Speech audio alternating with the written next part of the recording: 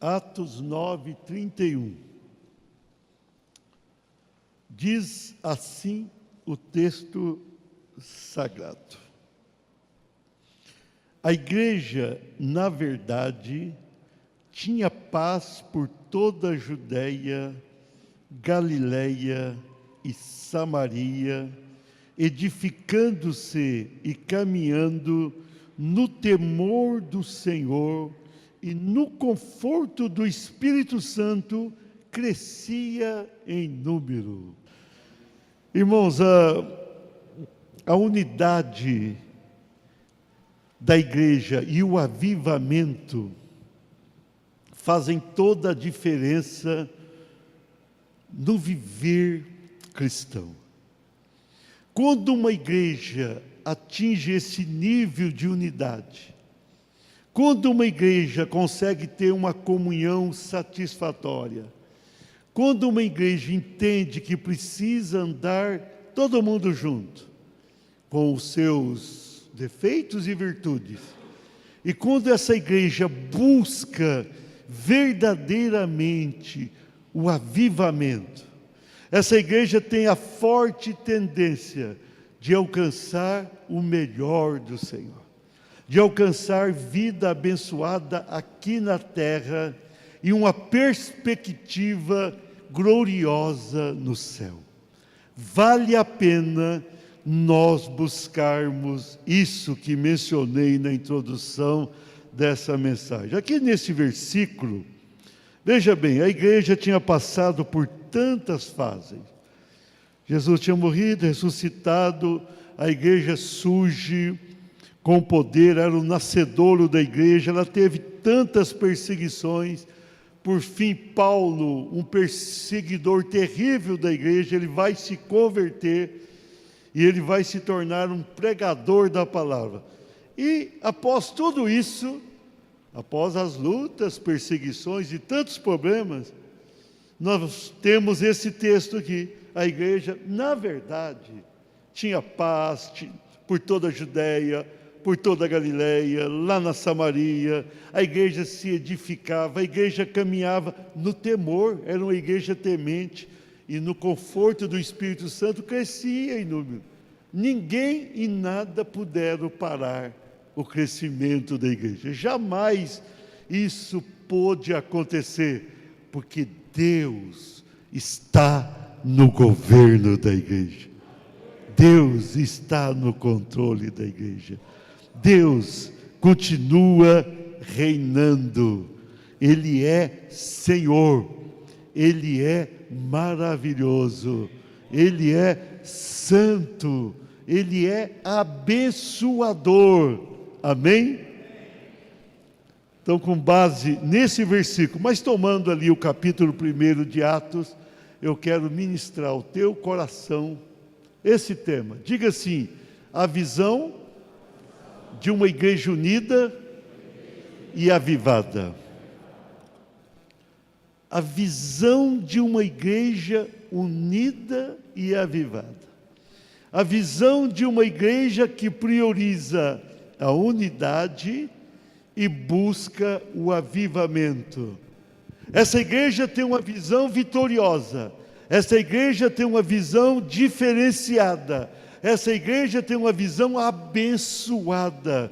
Essa igreja faz a diferença aqui no mundo.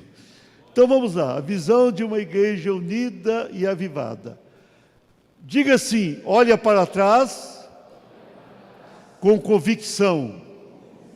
Lá em Atos 1:3, a esses também, depois de ter padecido, se apresentou vivo com muitas provas incontestáveis, aparecendo-lhes durante 40 dias e falando das coisas concernentes ao reino de Deus.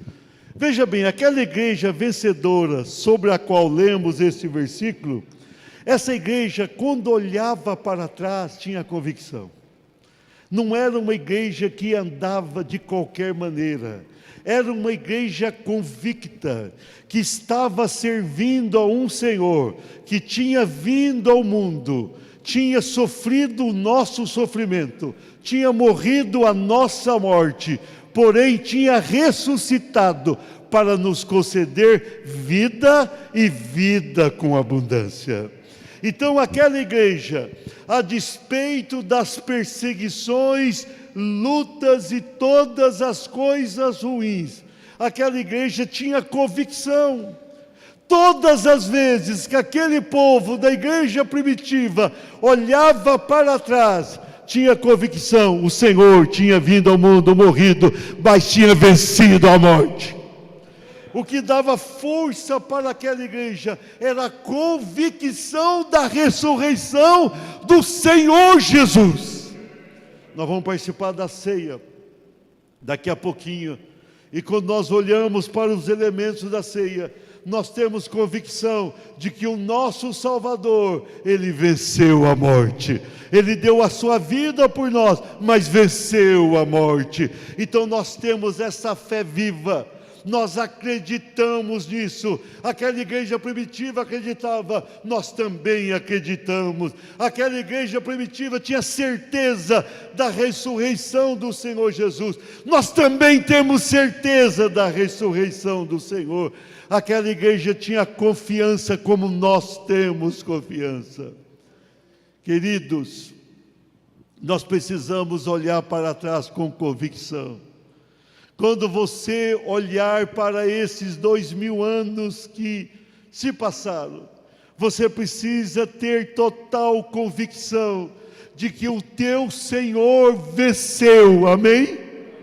Você tem um Jesus forte, você tem um Jesus vivo, você tem um Jesus à direita do Pai nos céus, você tem um Jesus que faz a diferença sempre. Nós precisamos viver com essa convicção. O que nos dá força, o que nos garante a vitória, o que nos faz vencer, é a convicção de que o nosso Salvador venceu. Ele apareceu por 40 dias. Ele não apareceu assim, numa visão espetacular para os discípulos. Durante 40 dias ele foi aparecendo. Apareceu para um, apareceu para todos, depois apareceu para outro, foi aparecendo. Ele provou de uma maneira incontestável, como diz o versículo, que estava vivo, aleluia. Ele vive. Nós temos um rei que vive, amém? Nós temos um Senhor que venceu a morte. E se Ele venceu a morte, nós também a venceremos.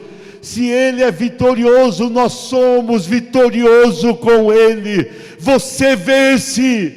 Você não é perdedor, você é vencedor. O Senhor está contigo, Ele te garante a vitória. Você precisa viver com convicção. Convicção. Olhe para trás. Olhe para a história e tenha convicção. Nesse mundo surgiram tantas falsas religiões, mas desapareceram. Outras estão surgindo, vão desaparecer. A nossa não, porque o nosso Salvador, Ele pagou um preço altíssimo na cruz do Calvário e ressuscitou.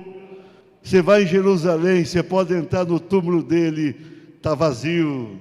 Está vazio, lá dentro está escrito, Ele não está aqui, Ele ressuscitou, porque Ele ressuscitou mesmo. Então nós podemos e devemos olhar para trás com convicção. Isso nos faz uma igreja unida e uma igreja avivada, uma igreja abençoada, uma igreja poderosa, amém? Uma igreja unida e avivada. Diga assim: olha para fora com unção. Olha o versículo 8 de Atos 1. Mas recebereis poder ao descer sobre vós o Espírito Santo, e sereis minhas testemunhas, tanto em Jerusalém, como em toda a Judéia e Samaria, e até aos confins da terra. Essa igreja unida e avivada primitiva, ela pôde fazer a diferença no mundo hostil. Ela enfrenta a perseguição no país onde a igreja nasceu. Os próprios judeus vão persegui-la, os romanos vão persegui-la, os gregos não vão aceitá-la, povo algum vai abraçá-la, mas ela vai prevalecendo, ela vai crescendo, e ela vai acontecendo no mundo. Por quê? Porque aquela igreja olhava para fora com a unção do Espírito Santo de Deus. Aquela igreja tinha unção. Jesus tinha prometido, além de ressuscitado, ele tinha prometido: vocês vão receber a virtude ou a unção do Espírito Santo, que há de descer sobre vós. Então aquela igreja primitiva recebeu aquela unção. No dia de Pentecostes, aquela unção desceu. A partir do momento que o poder do Espírito Santo desceu sobre o povo de Deus, que estava ali naquele cenáculo, tudo mudou, tudo se tornou diferente. Aquela igreja não mais se importava com qualquer perseguição, aquela igreja ia prevalecendo. Pedro ia para a prisão, estava ali guardado na prisão, estava com os braços, os pés presos ao tronco entre soldados. Entrava anjo, tirava Pedro e ninguém percebia. As portas continuavam fechadas por causa da unção. Aquela igreja pregava e o povo aceitava. No dia de Pentecostes, sacerdotes se dobraram diante de Jesus, judeus se dobraram diante de Jesus.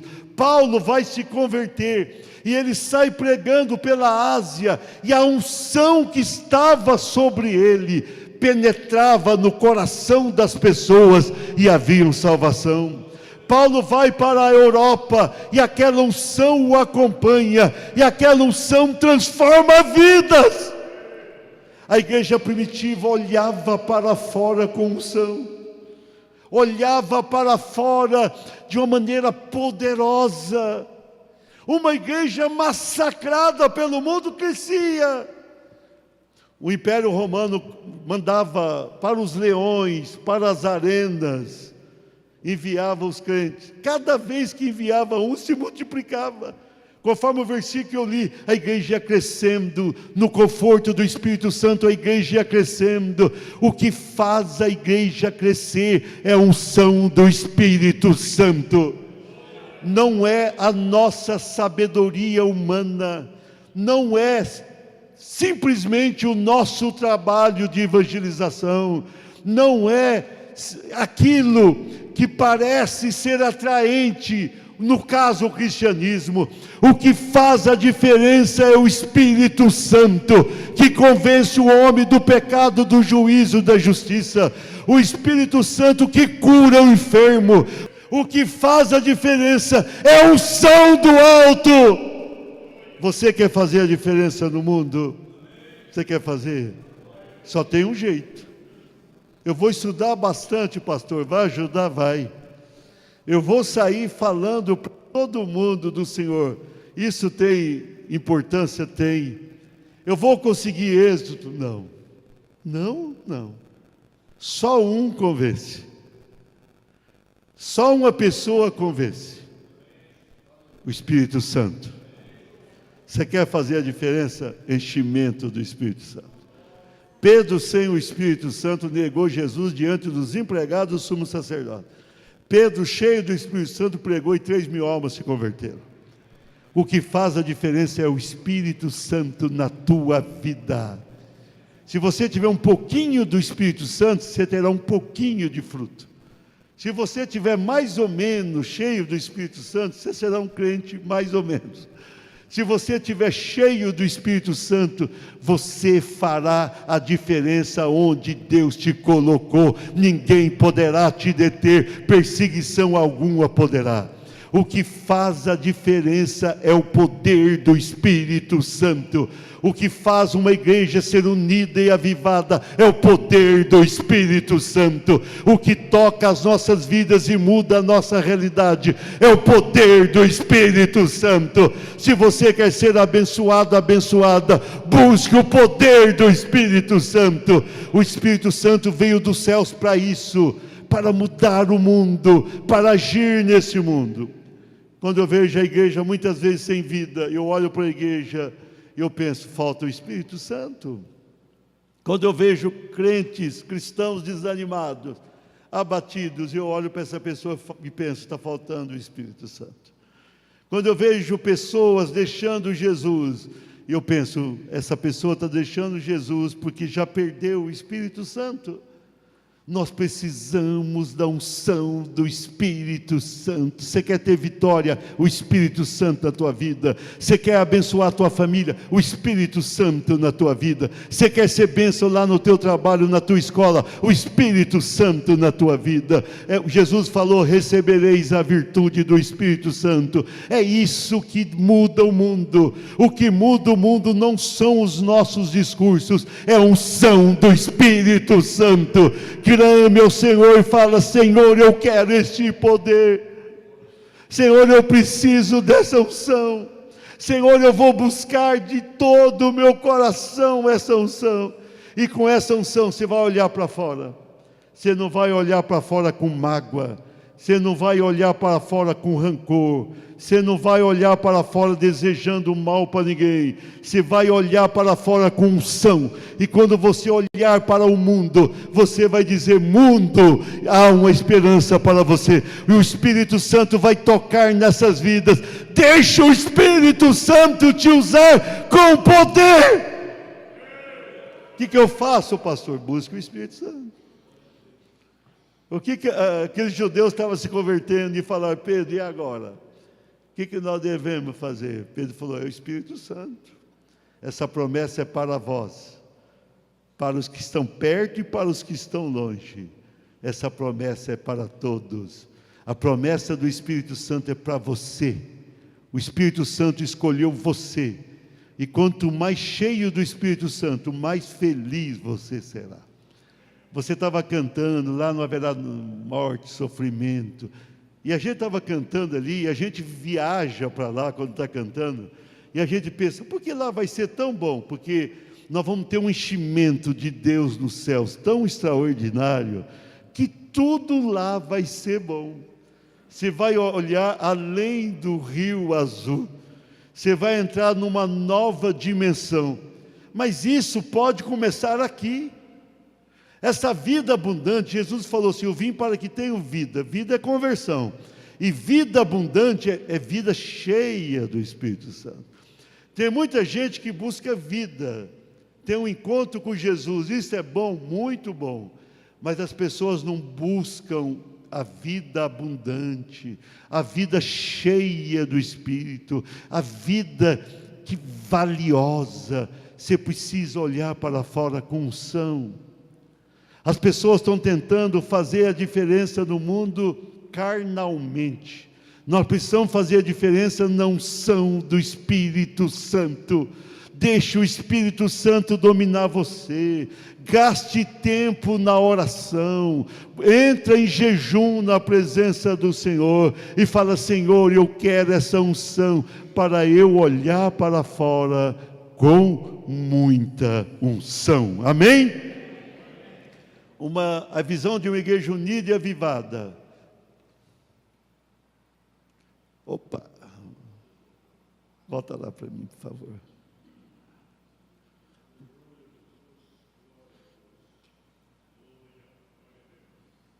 Vai dar certo, tenha fé em Deus.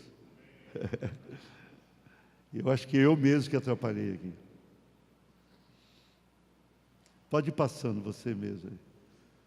Olha lá, a visão de uma igreja unida e avivada. Diga assim, olha para frente, com expectação. Versículo 10 diz, estando eles com os olhos fitos no céu, enquanto Jesus subia, eis que 2 varões vestidos de branco se puseram ao lado deles. Versículo 11, eles disseram, varões galileus, por que estáis olhando para as alturas? Esse Jesus que dentre vós foi assunto ao céu, virá do modo como viste subir.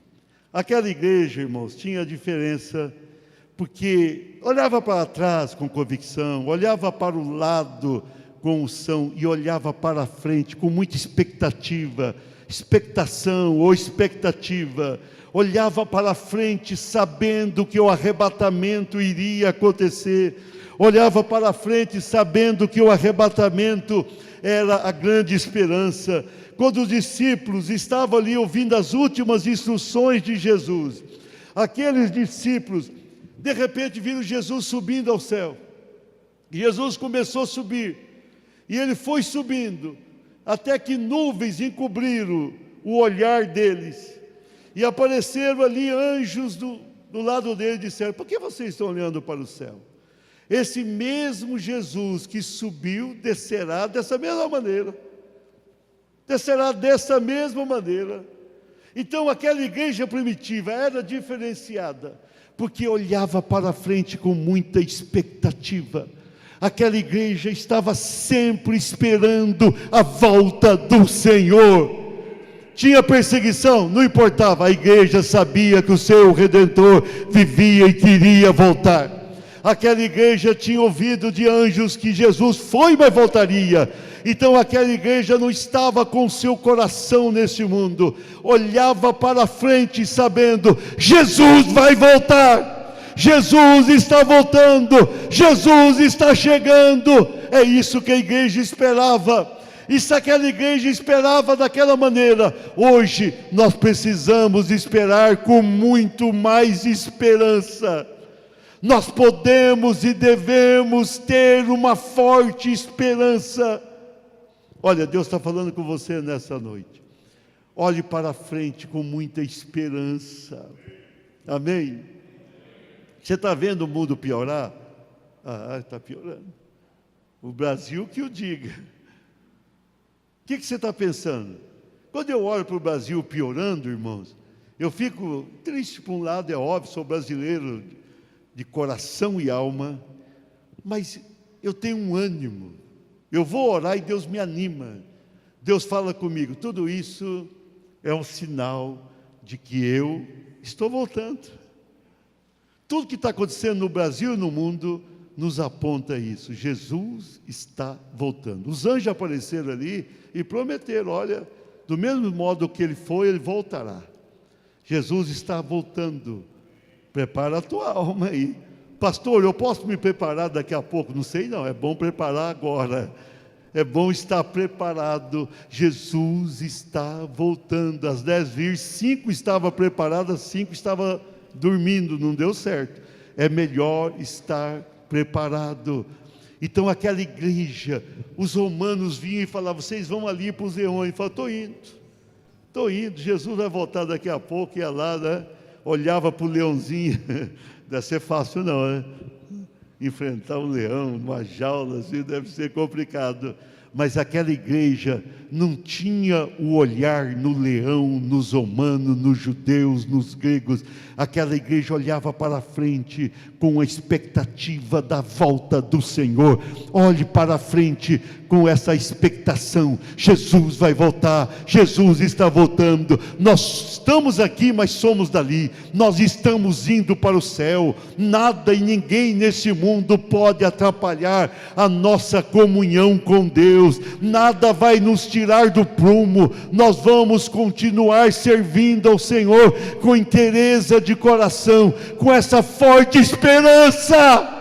Espera no Senhor. Você não depende de governo, você depende de Jesus. O governo dos governos é Jesus. O soberano maior é Jesus. Quem tem o controle é Jesus. A tua esperança tem que estar em Jesus. Tem gente que tem a esperança no governo, vai sofrer. Perde a eleição, você perde junto. Tem outro que tem esperança no time de futebol, vai perder. Tomara que o nosso não perca nessa semana aí. Mas pode perder, né? Tomara que não. Eu também gosto que ele ganhe, né? Mas tem gente que coloca a alma nisso. Tem pessoa que coloca a esperança no cantor. Você está com a vida enrolada. Você tem que esperar em Deus, amém? Espere no Senhor, espere a volta do Senhor. Quando alguém falar: tua vida está complicada, você fala: minha vida está abençoada. Tua vida, olha, você não vai dar certo, você fala: já deu certo. Olha, você está de um lado errado, voltou do lado certo. O meu Jesus foi, mas está voltando. E vai voltar. A voltar quando? Eu gostaria de saber o dia, não sei não, mas não demora. Não vai demorar. A nossa expectação é lá. Você espera por lá. Você olha para lá. Então aquela igreja tinha unção olhando para fora. E tinha uma expectativa linda olhando para frente. Aquela igreja caminhava, ninguém podia impedir. E nós vamos ser uma igreja unida, avivada dessa maneira. Se nós formos uma igreja que murmura, que chora, que lamenta, né, que pragueja, tem gente da igreja que está praguejando aí, né? Acorda, igreja, não faz isso não. Olha para frente com esperança. Você precisa ter esperança, amém? Olha para mim aqui, esperança. Levanta a mão e fala: eu tenho esperança. Você não depende do homem, você não depende do mundo, você não depende de ninguém, você depende do teu Salvador. Ele venceu a morte, Ele enviou o Espírito Santo sobre você, Ele subiu aos céus, mas está descendo, e Ele vem te buscar. Ninguém vai te fazer mal, Ele vem te buscar. Quando isso aqui piorar demais e o anticristo dominar, aí que ficará bom para a igreja, porque a igreja vai subir. A igreja vai embora e nós vamos vivenciar o que cantamos. E vamos cantar o que estaremos vivenciando no céu. Lá todo mundo vai ser afinado, né? Já pensou? Vamos cantar, vamos fazer um coral abençoadíssimo. Todo mundo ali, puros, voz purificada. Nós vamos cantar lá, não tem moleza não. Vamos estar ali glorificando a Deus. Está chegando. Quando eu olho assim para frente, eu vejo tudo que está acontecendo, aí eu me animo, estou animado. Nós vamos lá. Pastor, o que vai acontecer? O arrebatamento está próximo. E o arrebatamento vai ser bom demais. Nós vamos entrar num mundo que tudo será paz, tudo será glória, tudo será gostoso, tudo será diferente. Olhe para frente com expectação. Vamos terminar a mensagem.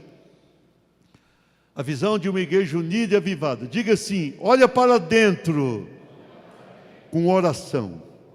Versículo 12. Então voltaram para Jerusalém do monte chamado das Oliveiras, que dista daquela cidade tanto como a jornada de um sábado. Versículo 14. Todos eles perseveraram unânimes com oração, com as mulheres, com Maria, mãe de Jesus, com os irmãos dele. Aquela igreja era tão vitoriosa, irmãos, porque era convicta do que aconteceu. Tinha o poder do Espírito Santo olhando para fora. Olhava para frente com forte expectativa e olhava para dentro de si com oração. O que fez aquele povo ser diferente foi a oração.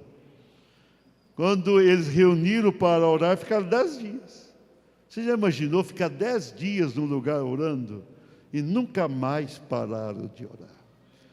A Bíblia diz: a hora nona, Pedro e João subiam ao templo para orar, o coxo na frente, levanta e anda, não tinha moleza não. Pedro saía na rua, à sombra dele, abençoando pessoas. Paulo, onde ia, acontecia milagres, porque aquela igreja aprendeu o segredo da vitória, oração. Aquela igreja orava, orava e orava. A igreja olhava para dentro com oração. Nós devemos olhar para dentro da igreja com oração. Nós precisamos ter uma vida de oração. Pastor, oração é orar com ação? Sim, você vai orar e fazer a obra, mas oração. Nós passamos uma semana orando. Ore, levanta na tua casa e fale com Deus. Tem pessoa que levanta, vai tomar café já falando mal do governo, que pare, vai orar. Levante e comece a orar.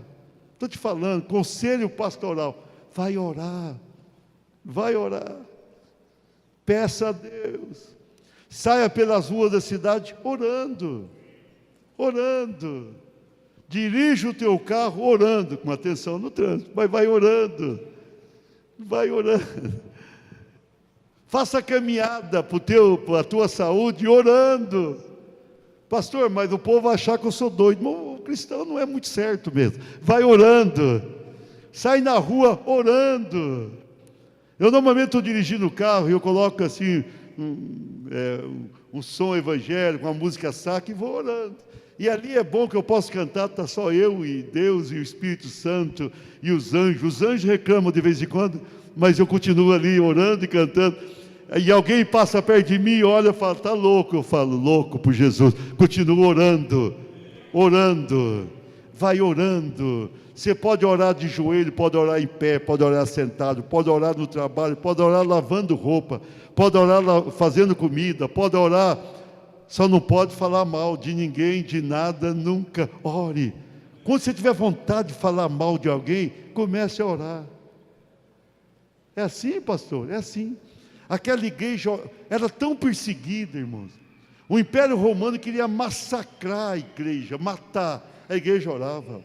Os judeus eram irmãos dele, os judeus deveriam protegê-lo. Entregava eles à morte. E aquela igreja, em vez de se levantar contra tudo e todos, aquela igreja ia à oração. Pedro e João estavam presos. Preso por quê? Porque curaram um coxo. O coxo tinha 40 anos, sempre coxo. As autoridades não conseguiram condená-lo. Bateram nele, soltaram. Eles, em vez de organizar uma revolta e ficar ali falando mal do comando dos judeus, foram orar. E quando eles estavam orando, o chão mexeu. Amém? O chão mexeu e a unção veio sobre eles. Nós falamos aqui que aquela igreja tinha convicção. Aquela igreja tinha unção. Aquela igreja tinha uma expectativa forte da volta do Senhor. Sabe por quê? Porque aquela igreja olhava para dentro dela com oração. Aquela igreja tinha oração. A oração fora a base de todas as demais bênçãos da igreja. Ore aqui no templo, ore na tua casa, ore na rua de Maringá, ore, vai orando, ore, ora após hora, ore em língua estranha, ora na língua natural, mas comece a falar com Deus. Nós estamos vivendo um tempo que as pessoas falam demais, menos com Deus. Nós devemos falar menos dos outros e mais de Deus para os outros. Amém? Devemos falar até menos de nós mesmos e mais com Deus. Converse com Deus. Marque horário com Deus. Eu tenho uma agenda com Deus. Todo dia eu tenho uma agendinha com Deus. Tenho agenda com Ele. Um dia alguém falou, pastor, mas a gente pode orar qualquer hora? Pode. Além de qualquer hora que eu oro, eu tenho uma agenda com Ele. Deus está esperando. E daí? Tudo bem aí? Tudo bem. Eu tenho agenda. Eu ponho o celular para tocar ali, toca, me acorda. Eu tenho agenda. Faça uma agenda com Deus. A gente tem agenda com o médico, tem agenda com o psicólogo, tem agenda com o dentista, tem agenda lá no trabalho, tem agenda para ir fazer compra no mercado. Nós precisamos ter uma agenda com Deus. Fala, Senhor, eu tenho uma agenda para ler a Bíblia, eu tenho uma agenda com o Senhor para orar. Marque hora com Deus e busque ao Senhor. Se você orar, a tua vida vai ser diferente. A igreja só será unida e avivada se orar. Nós precisamos orar. Amém? Unidade, comunhão, determinação vem pela oração. É isso. A igreja primitiva fora diferente ou diferenciada por tudo isso. E nós podemos ser. Vamos ficar de pé?